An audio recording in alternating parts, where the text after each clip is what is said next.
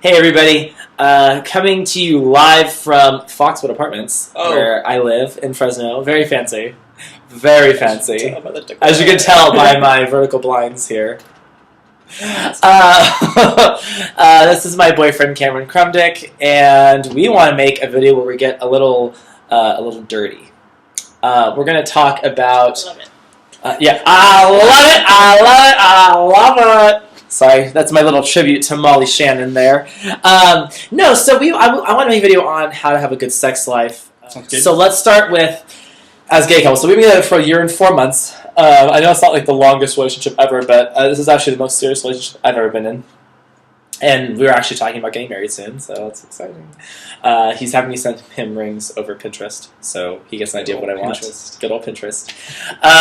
So for me, as a gay man, and for gay couples, I think there's a few things that are really important. One, the man has to be a good kisser. Okay. This goes for straight couples too, actually. But I think the person you're sleeping with has to have a good, or in a relationship with, has to be a good kisser. And here's why. I have been around the block a little bit. I've kissed a number of people, not to make you jealous or anything. But a lot of people have no idea what the fuck they're doing. First of all, the idea that you need to insert your entire tongue into my mouth is a fallacy and is not accurate. I think with tongue, it's kind of like good wine. Little bits here and there is good, but if you literally just drink the entire bottle, it's just a waste, and it's a little bit too much, and it's overpowering. So, I think another important thing is that you have to have a chemistry. And people don't put enough emphasis on chemistry. This is why I don't like one-night stands, because I feel like how do you have chemistry with someone you just met and you don't know that well, or you might have even met them. They might have just come over from like a Craigslist ad or a Grindr, conversation. That's just me. I'm not judging. For me, I can't have good chemistry that way. So I think chemistry is really important because I know exactly what he needs to get off, and sometimes I know what he needs, but he doesn't even know he needs it. And then I surprise him, and he's like, whoa, and I'm like, yeah. Yeah, I know. Another thing I think is really important is that there's a physical attraction there. I think gays tend to be very sexually oriented to the point where they'll just sleep with anybody. But if you really want to have good sex, you do have to be attracted to the person. And you have to be willing to try different positions.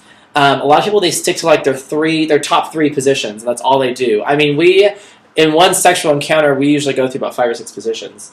I mean, we'll start, riding, then we'll do on the back, then we'll do, on the stomach, then we'll stand up, then I'll lift him up and carry him, lots of different things. So I think don't be afraid to explore positions, too, because with positions, you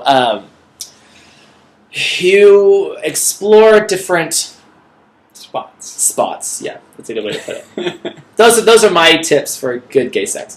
What are your tips for good gay sex? Good gay sex. What do you need to make it amazing? Don't be afraid to explore your partner. Oh, that's a good one. I like that. Yeah. Often you can have good good chemistry if you don't know kind of hard right now, actually. Special places that your partner likes to be touched or kissed or caressed or whatever. Yeah. And so experiment. And don't be scared. Don't be scared to think oh, this is a weird area, because that area might be the thing that really gets them off. Yeah. For instance, from my knee to my tips of my toes is really sensitive, and that's a really weird place people wouldn't think about. But he just gets on there and licks and nibbles, and it feels really good. So really, that's a good one. Don't be afraid to explore. Yeah, it's not all about the blowjobs.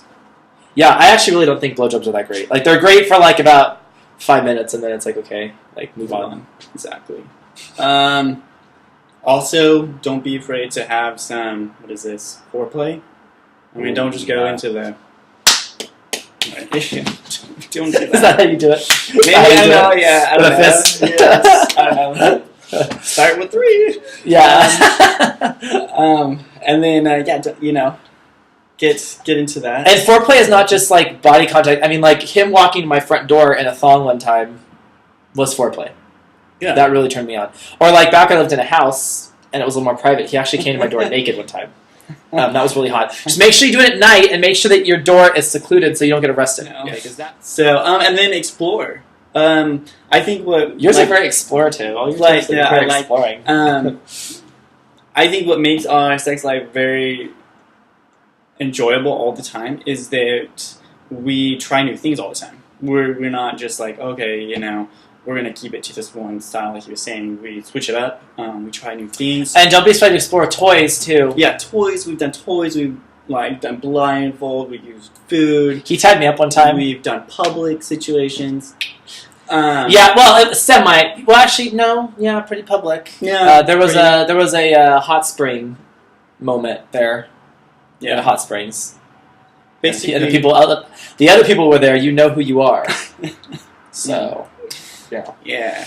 So shall remain nameless, but you know who you are. That's another thing too. This is going to sound controversial, and I might have friends watching this who might get really shocked by this. But don't be afraid to invite other couples into it. As long as you know your boundaries. Know your boundaries and talk about your boundaries with your partner beforehand. And all things, make sure that you discuss between you. No, do discuss your partner what you're comfortable with, and then find either another person or another couple that you're comfortable with. And that doesn't necessarily mean you have to have sex with each other. Sometimes just having sex in the same area is kind of hot. You know, and you can just kind of watch. For gays, use good lube. Gosh, don't buy that shit you get at like Walmart that's like, $5.99 for a big old tub. That doesn't, it's not, if it's going in your butt, that's not good stuff. Silicone based is probably the best you're going to get, most comfortable. Go to the sex shop and feel some of those testers. And sex shops can be a little more expensive. There was a good brand we bought one time. I haven't bought it since because it's really expensive, but it was called Pure, and it was like $80. But I do say it had a moisturizer in it, so it kept you from getting dried out, because some of the lubes can dry out your skin. And then with anal sex, I say go in easy with the partner.